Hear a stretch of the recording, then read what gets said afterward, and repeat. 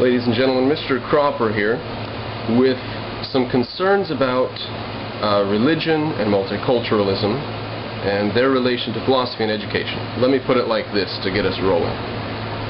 Religion is to philosophy as multiculturalism is to education.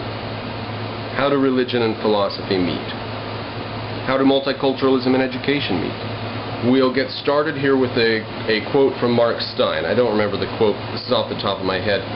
He mentions these people dancing around with these signs, war is unnecessary, let's all be nice, we don't have to invade Iraq and stuff. And he said to one of these multicultites, he said, "Oh yeah? What's the capital of Saudi Arabia?" And of course they have no clue, and that was Mark Stein's point. You don't need to know anything about Saudi Arabia. You don't need to know anything about Islam. You don't need to know anything about anything. All you need to do is say, we should all love each other. And that's a substitute for education. It's a way of getting out of the necessity of knowing something about the world. Well, religion's the same way.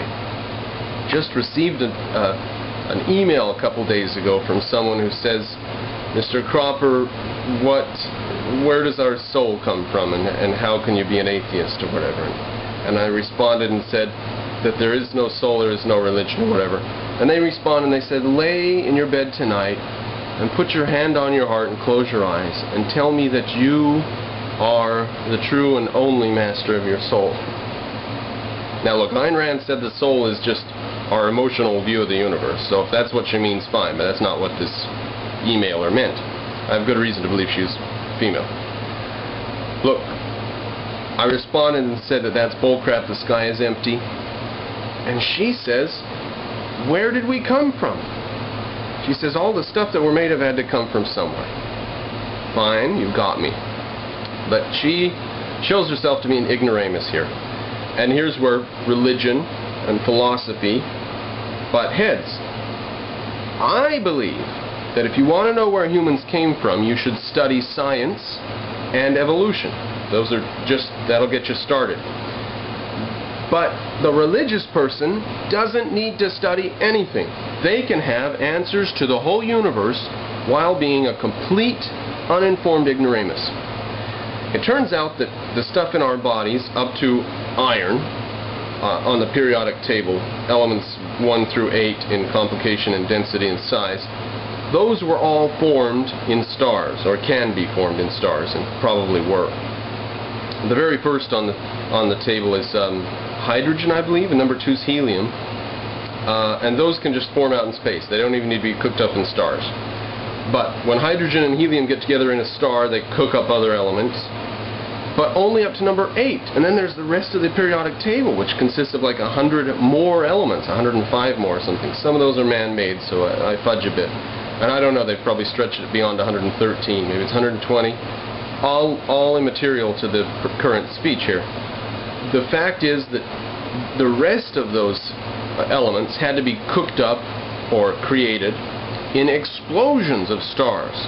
Stars exploding. So we are all not just stardust. We are the results of stardust catastrophes, or star catastrophes. We're the dust from catastrophes. That's just getting going, though. There you've just got some atoms floating about. Then they have to coalesce into other groups called planets, and that has to be around a star that can give basic energy for the life to get going on the planets, and then you have to have evolution. Now, we've been on the Earth, life forms, we as in from bacteria to humans to giraffes, have been on the Earth for, I think, 2.2 billion years or something like that. And an amazing, amazing stretch of that time was spent as single-celled organisms. In fact, about 2/3 of the time we spent on Earth, I forget off the top of my head, that's as accurate as I can be, around between 60 and 80% of the time has been single-celled organisms. And then in that last 20 or 30 or 40%, less than 40 for sure, in that bit of time, we've gone from 2-celled organisms up to what we have today.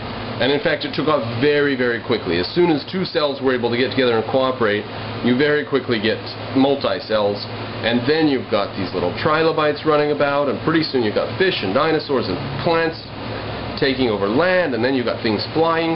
It's all in the fossil record. If you want to know where humans come from, you have to do a little bit more than put your hand on your heart, close your eyes, and try to imagine some big floaty guy in the sky that made you. And if you want to know about, if you want to claim to know that war is not important, for example, and that we should all get along, and that we don't need to invade Iraq, and that we should have left Afghanistan alone to their own culture, or maybe you'll let us invade Afghanistan, but Iraq's going too far because we didn't find any weapons of mass destruction. If you want to know, really, if you want to sound educated about that and have a proper opinion about it, you need to do a little bit more than just put your hand on your heart, lay in bed at night, and fantasize. So, religion is to philosophy as multiculturalism is to education. Religion is crap. It's uneducated. It's people standing around claiming answers to the universe, claiming that they have knowledge of the greatest mysteries of the cosmos without studying the first question and the problem. And the same is true of multiculturalism. They claim that we can love all cultures alike, and they don't have the first idea of the history of Islam. They have no clue what the Middle East has been like for the last 50 years. They could care less what is the meaning of human rights. What is an actual right? Do individuals have rights, or communities, or what? They don't even, that's not even interesting to them. All they know is we shouldn't fight anybody. And there we go. Ignorance is the epitome, the central motivating circumstance of religion and of multiculturalism. Ignorance, religion, multiculturalism, they're just tied up like buddies. And to the other side you have philosophy and education. Education about the real world. We could call that science. So there's my opinion on those. That's where I think the soul came from. That's what I think about multiculturalism, if I hadn't made that clear in previous videos. But I thought that analogy was instructive. Religion is to philosophy what multiculturalism is to education.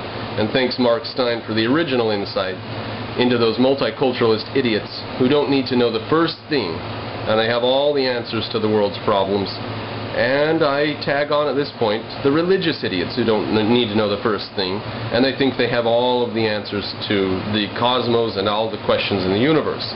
And Mark Stein's religious, so it's a little ironic or odd, but there it is.